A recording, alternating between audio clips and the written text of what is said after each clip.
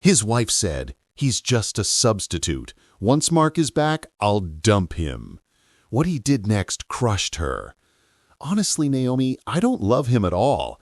Derek's just a substitute, a stand-in till Mark comes back. Once he's back in the States, I will dump him." Those were the careless words Stephanie Cole whispered to her best friend, unaware that her husband was standing in the hallway, listening in silence.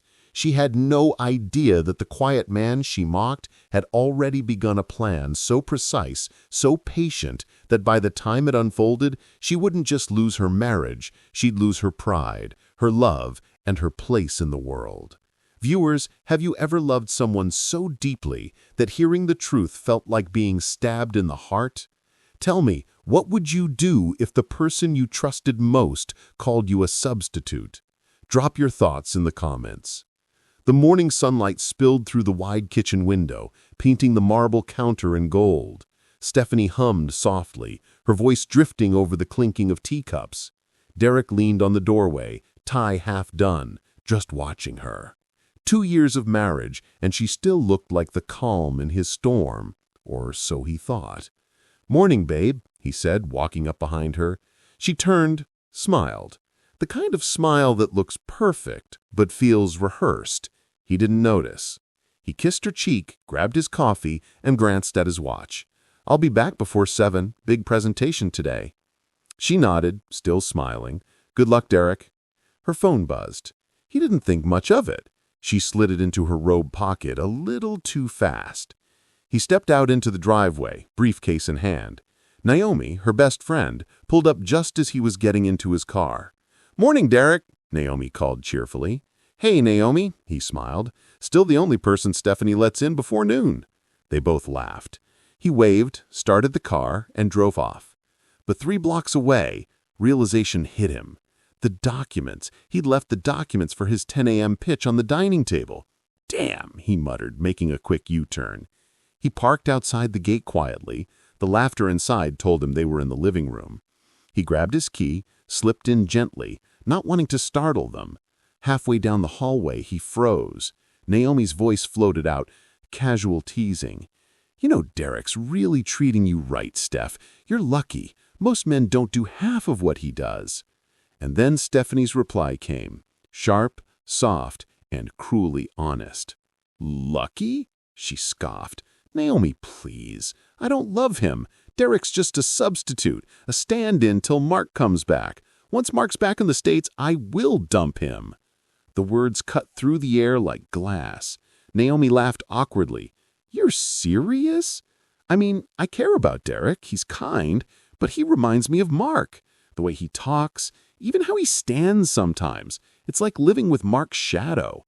You remember how Mark and I were before he left for the UK? It's been 4 years since he left. I believed he's still waiting for me.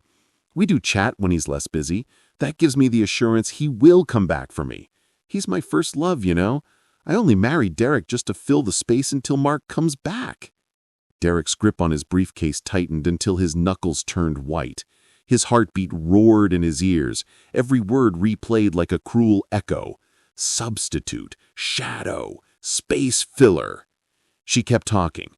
"Sometimes when I look at Derek, it's like I'm looking at Mark in another version. Same broad shoulders, same calm tone, but less fire, less magic. I married him because I thought I could trick myself into believing it's the same love." Naomi exhaled. "Steph, that's not fair to him." "I know," she said unbothered, "but what's done is done. Once Mark gets back from London, I'll finally be free again." Derek stepped back slowly, his whole body trembling, but his face numb. He turned quietly, walked to the door, and slipped out the same way he came. In the car, his reflection in the mirror didn't look like him anymore. It looked like a man who just realized the woman he loved had never loved him. At the office, he delivered the presentation like a machine. Applause came, handshakes followed, but none of it registered. The sound of her voice haunted him like background noise that refused to fade away. That night they had dinner together, as if nothing was wrong. She laughed, he smiled. She told him about Naomi's visit, leaving out the part that burned through his chest. Later, when she fell asleep, he stood at the window, watching the city lights flicker in the distance. His face was blank, his mind racing. Every man reacts differently to betrayal. Some scream, some beg, some crumble. But Derek wasn't built to break in public. He walked quietly into the study, switched on the desk lamp, and opened his laptop. He wasn't looking for comfort. He was looking for strategy. The next morning came heavy with silence. Stephanie kissed him goodbye at the door like nothing had happened, and Derek, calm as still water, returned that same faint smile she'd fallen for 2 years ago. He drove out into the city traffic with one hand on the wheel, one thought in his mind: substitute. By evening, the office lights had dimmed and the day's noise had settled. Derek met his oldest friend, Ryan Porter, at a corner restaurant downtown, the kind with leather booths and low jazz humming through the speakers. Ryan was waiting with 2 bottles already open. "Man, you look like someone just stole your heartbeat," Ryan said, sliding a glass across the table. Derek sat down, loosened his tie, and stared at the swirling whiskey. "You ever felt like you've been living in a movie you didn't audition for?" Ryan raised an eyebrow. "That bad?" Derek nodded slowly. "Yesterday, I went back home for some documents. Heard Stephanie talking with Naomi." He exhaled, the memory tightening his jaw. "She said, I'm just a substitute for her ex, Mark, that she only married me because I remind her of him."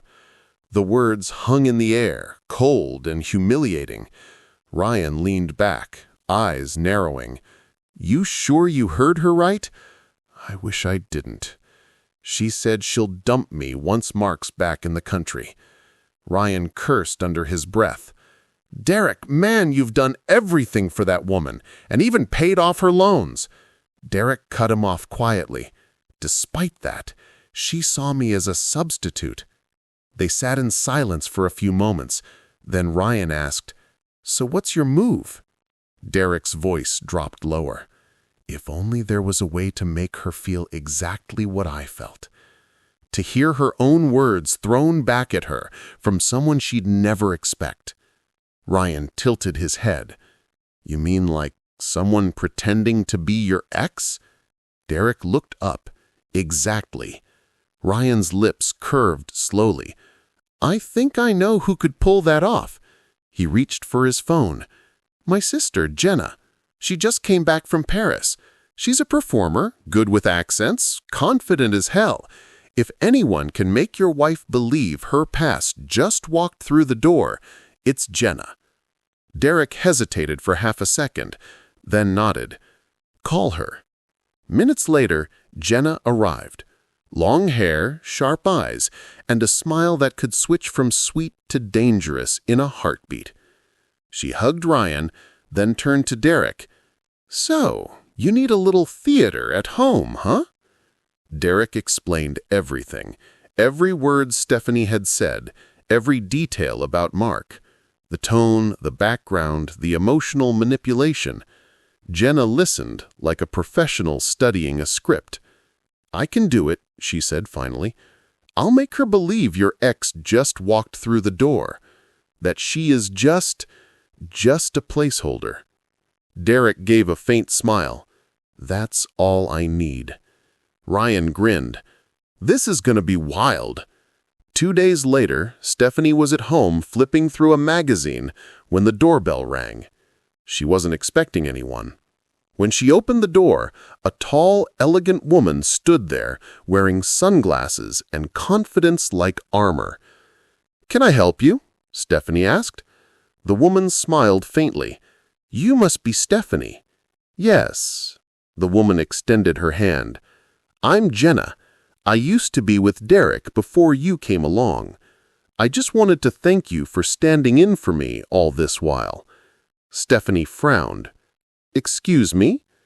Jenna's smile didn't waver. "I mean, you did a great job keeping him company. Derek told me everything about you. I gave him the go-ahead to find a substitute if he can't hold on. But now that I'm back, I'll be taking what's rightfully mine." Stephanie's pulse quickened. "What are you talking about?" "Come on," Jenna said softly, stepping closer. "You didn't really think he married you out of love, did you? He was lonely.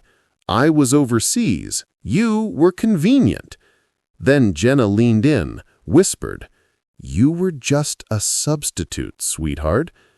The door clicked shut behind her as she walked away. Stephanie stood frozen, the same words she once used against Derek now echoing in her own head. By the time Derek returned that evening, she was pacing the living room, face red, hands trembling. The moment he walked in, she threw her words like knives. "So that's it, huh? You've been using me all along." Derek blinked innocently. "What are you talking about?" "Your ex came here today, Jenna? She said I was just standing in for her." He paused for effect, eyes narrowing like a man caught in something he didn't plan to hide. "And if I was?" Stephanie laughed bitterly. "Then we're even. You were a substitute too, for my first love." Her voice cracked, but her pride wouldn't let her stop. "Let's just end this farce." Derek looked at her quietly, almost relieved. "If that's what you want." Stephanie didn't waste time. The morning after their confrontation, she sat at the kitchen table with her laptop open, coffee untouched, typing furiously. The rage that burned inside her wasn't just anger. It was pride, dressed in pain. She wouldn't be the woman who got dumped. She would be the one who walked away first. That same afternoon, she called her attorney, Mr. Kendall Shaw, a sharp man with a calm voice and eyes that knew too much about broken marriages. "Stephanie," he said, as he flipped through his notes during their meeting, "are you absolutely sure you want to proceed with the divorce? You'd been married for 2 years. No major disputes, no assets under your name jointly. Walking away clean means walking away with nothing." "That's exactly what I want," she replied coldly. "Freedom." Mr. Shaw studied her for a moment, then nodded. "All right, I'll have the papers ready within a week." She signed the retainer agreement, and the moment she stepped out of his office, she felt lighter, as if she'd just thrown off a heavy coat she never liked. Meanwhile, Derek stayed calm. He made no move to stop her, no attempt to fix what she believed was broken. He still went to work, still came home on time, still said, "Good night, Steph," every evening, even though her side of the bed had become colder than winter glass. When the papers finally came, Stephanie placed them on the dining table during dinner. "They're ready," she said, almost smiling. Derek glanced at the folder, opened it, and quietly flipped through the pages. "You didn't even ask for the house," he said softly. "I don't need anything from you." He nodded once, signed, and handed the pen back. "Then I wish you luck, Stephanie." His tone was gentle, not mocking, the kind that made her chest tighten for a reason she couldn't name. A month later, the court finalized the divorce. Just like that, 2 years of marriage dissolved into a single paragraph stamped by a judge. Derek walked out of the courthouse with his hands in his pockets, his face unreadable. He didn't lose the house, didn't lose his savings, didn't lose a single thing. Stephanie had walked away clean, and in doing so, left him untouched. That night, he poured himself a drink, sat by the window, and stared at the quiet street outside. The calm that filled the house wasn't peace, but it was close enough. He whispered to himself, "Freedom always comes with silence." Stephanie came the next morning to pack her things. She didn't hire movers. She didn't ask for help. She packed in silence, folding her clothes, stacking her shoes, wrapping framed photos in newspaper. When she entered the bedroom, her gaze lingered on their wedding photo for a moment. The beach behind them, her smile wide, his eyes gentle. She flipped it face down and slid it into a box without a word. Downstairs, Derek watched her carry one box after another to the car. "Need a hand?" he asked, casually. "No," she said. "I can manage." He nodded once and stepped back, letting her pass. When she finished, she stood at the doorway for a moment, keys in hand. "Goodbye, Derek." He looked up from his glass.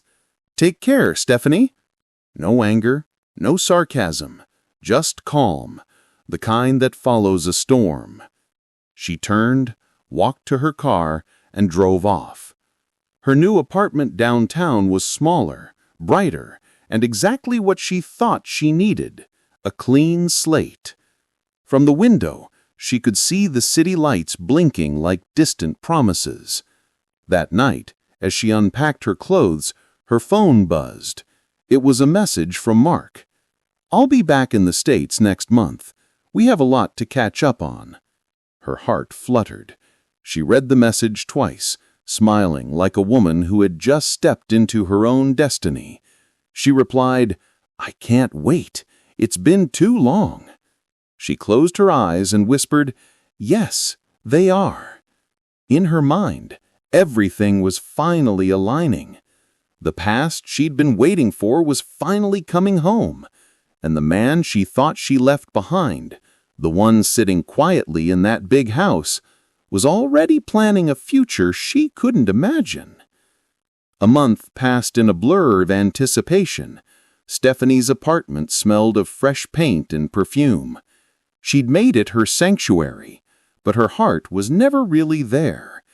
Every day, she checked her phone like a ritual, waiting for the message that would complete the story she'd been writing in her head for years. Then, one afternoon, Mark's message finally came. "I'm back, Steph. Got settled already. Come by tomorrow evening. I'll send you the address." Her hands trembled as she typed back, "I'll be there. I've been waiting." She didn't sleep that night. She laid out half her wardrobe before settling on a soft, cream-colored dress, elegant, but not desperate. She wanted him to see her and remember everything they once been. In the mirror, she practiced her smile. She wanted it to look effortless, like a woman who'd survived heartbreak, but still believed in love. She told herself this was destiny, the reunion that had waited 4 years to happen. The next evening, she left early, her perfume faint but deliberate, her heels echoing with confidence. The drive across town was smooth, her heart steady with excitement. She turned onto a quiet street lined with manicured lawns and tall houses glowing under the sunset. When she stopped at the gate of the address he'd sent, she stared for a moment. The house was beautiful, bigger than she expected. She smiled faintly. He made it. He really made it. She stepped out of the car, adjusted her dress, and walked up the stone pathway. Before she could knock, the door opened. A woman stood there, beautiful, composed, wearing a simple gold chain and a smile that felt both warm and guarded. "Hi," the woman said. "Can I help you?" Stephanie blinked. I'm looking for Mark." The woman's eyes softened. "You must be Stephanie."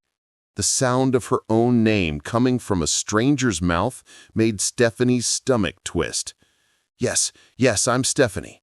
"Come in," the woman said gently, stepping aside. Stephanie hesitated, her heels clicking against the marble floor as she stepped into the foyer. The house smelled of vanilla and something domestic, like a life already built. "Honey, Stephanie is here." That word, honey, made Stephanie's breath catch in her throat. The woman turned toward the hallway and called, "Honey, Stephanie is here." Stephanie froze. "Honey?" Moments later, Mark appeared, wearing a simple white shirt, sleeves rolled up, his hair slightly tasseled, a toddler cradled comfortably in his arm. He stopped when he saw her. "Steph," he said softly, like her name had caught him off guard. She could barely breathe. "Mark." He sat the little boy down beside a toy box and walked toward her. "It's been a long time." Stephanie forced to smile, her heart racing with confusion. "It has." Then Mark glanced toward the woman who stood beside the sofa watching. "Babe," he said gently, "meet Stephanie. My ex." He turned back to her. "Steph, this is my wife, Olivia." The drive back to Derek's house felt longer than she remembered. The streets looked strange, emptier somehow, as if the city itself was watching her fall apart. Tears had dried into salt on her cheeks. Her makeup was ruined, but she didn't care. All she wanted was someone who still remembered her before everything fell apart. When she reached the familiar gate, she sat in her car for a long time, staring at it. The lights inside were on. The same curtain she'd chosen still framed the living room window. The home she had walked out of so proudly now felt like a lifeboat she had abandoned in the middle of the sea. She finally stepped out and walked toward the door. Her heels clicked on the pavement, softer this time, without confidence. She hesitated once, then knocked. Derek opened the door a few seconds later. He wasn't surprised. His expression was calm, unreadable, like he had expected her all along. "Stephanie," he said quietly. "It's late." Her voice cracked. "Can I come in?" He studied her for a moment, then stepped aside. "Sure." The house smelled the same, cedar, fresh air, and a hint of his cologne. She looked around. Everything was neat, untouched, like she'd never lived there. Her picture frames replaced with something new, blank art, calm colors. She stood in the middle of the living room, trembling. "He's married," she blurted out. Derek's eyes didn't change. "Mark." She nodded, her lips quivering. "He has a wife, a son. He didn't tell me." Silence filled the room. The sound of the clock ticking suddenly felt louder than ever. "I thought he was waiting for me," she continued, tears slipping down her cheeks. "All this time, I thought he was coming back for me. That's why You left me," Derek finished for her. She dropped her gaze to the floor. "Yes." He took a slow breath. "And now?" "I was wrong," she said softly. "I was foolish. I didn't see what I had until it was gone." Derek looked at her, really looked at her, and for the first time in months there was emotion in his eyes. But it wasn't love. It was pity. "Stephanie," he said gently, "when you told Naomi I was a substitute, I heard you." Her head snapped up. "What?" "I came back that day. I heard every word. How you said I was standing in for him. How you planned to leave when he returned." Her lips parted in disbelief. "You heard me?" He nodded. "That's why I made my move. That's why Jenna came." She stared at him, speechless. "That woman who came to the house pretending to be my ex? That was Ryan's sister," Derek said calmly. "I wanted you to feel what it was like to be replaced, to see how it sounded when someone treated you like a temporary fix." Stephanie covered her mouth with her trembling hand. "So, all of that, the fight, the divorce," he nodded again. "Exactly what you planned to do to me." Her knees felt weak. "You wanted me gone. I wanted peace," he said simply, "and I got it." She took a shaky step toward him. "Please, Derek. I made a mistake. I lost everything. You're the only person I have left." He shook his head slowly. "No, Steph. You had everything, and you traded it for a ghost." "Please," she whispered. "Give me another chance." He stared at her for a long moment, his expression unreadable. Then he smiled, faintly, the kind of smile that ends a story. "You said I was a substitute," he said quietly. "But the truth is, you were." Her tears fell harder now. "Don't say that!" He opened the door slowly, the cool night air spilling inside. "Goodbye, Stephanie." She didn't move. For a moment, it felt like time froze. Her standing in the doorway of the life she'd thrown away, and him standing in the quiet victory of a man who finally let go. Then she stepped back, wiping her tears, her voice trembling. "I loved you in my own way." Derek nodded. "Maybe, but love built on comparison isn't love, it's convenience." The door closed softly between them. Outside, Stephanie walked back to her car, the sound of crickets loud in the silence. She stood by the door, staring at the house one last time. Her chest ached as realization sank in. The man she thought was ordinary had been the only one who truly saw her. She whispered to herself, voice breaking in the dark. He was never the substitute. I was. Then she got into her car, started the engine, and drove away, the taillights fading into the night, swallowed by the same silence that began it all. Do you think Stephanie deserves a second chance? Drop your thoughts in the comments, and don't forget to like and subscribe for more interesting and true-to-life stories.